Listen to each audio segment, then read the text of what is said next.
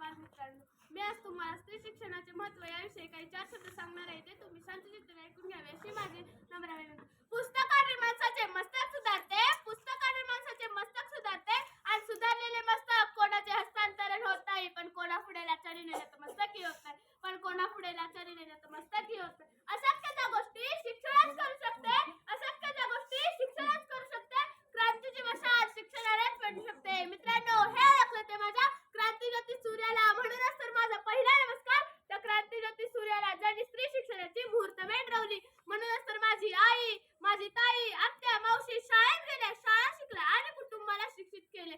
नमस्कार माझा त्या सावित्रीला, जिने आम्हा मुलींच्या शिक्षणासाठी शेण चिखल अंगावर घेतले.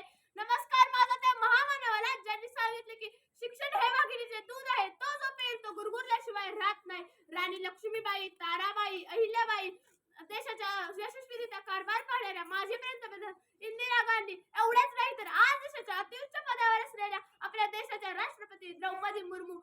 तुम्ही सांगा, कुठे कमी आहे आजची स्त्री? कर्तृत्व आणि सामर्थ्याची ओढून नवी झालर, कर्तृत्व आणि सामर्थ्याची ओढून नवी झालर स्त्री शिक्षणानेच केला आहे जागर, स्त्री शिक्षणानेच केला आहे जागर. स्त्री शिक्षणामुळे स्त्रीच्या जीवनात क्रांती घडत आहे. स्त्री शिक्षणाच्या चळवळीतून तिने ज्ञानाचा दिवा पेटवलाय.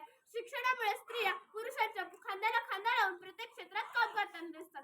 किती सामर्थ्य तुझ्या हाती, फुलवीसी पाषाणातून ज्योती, किती सामर्थ्य तुझ्या हाती, फुलवीसी पाषाणातून ज्योती. गुंडांची 2 हात करणारे IPS किरण बेदी, अवकाशात भरारी घेणारी महिनाबाई माणिक, सौदामिनी देशमुख, लॅटमी टेटनिया करणारी अरुंधती रॉय, आकाशात झेप घेणारी कल्पना चावला, सुनीता विल्यम, सानिया मिर्झा, सायना नेहवाल असो किंवा अनाथांची माय सिंधुताई सपकाळ असो, कालच्यापेक्षा आजची स्त्री नक्कीच बदलले.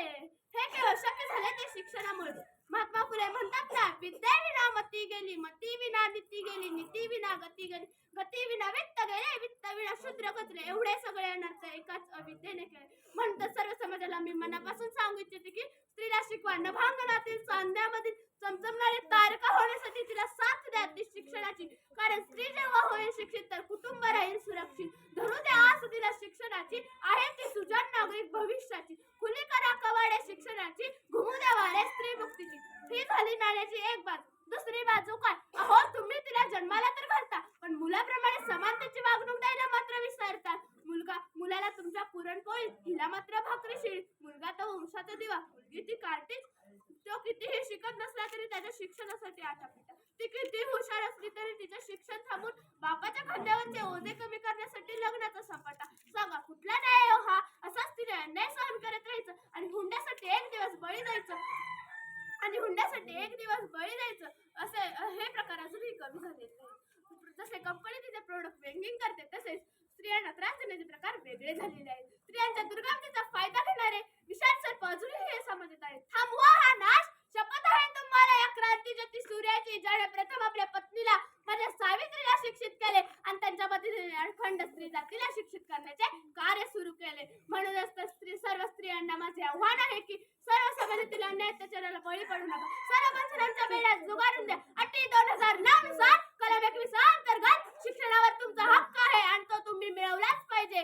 तितक्या टिपक्यांनी जोडत जाणाऱ्या रांगोळीसारखं असावं तुझं अस्तित्व, तितक्या टिपक्यांनी जोडत जाणाऱ्या रांगोळीसारखं असावं तुझं अस्तित्व.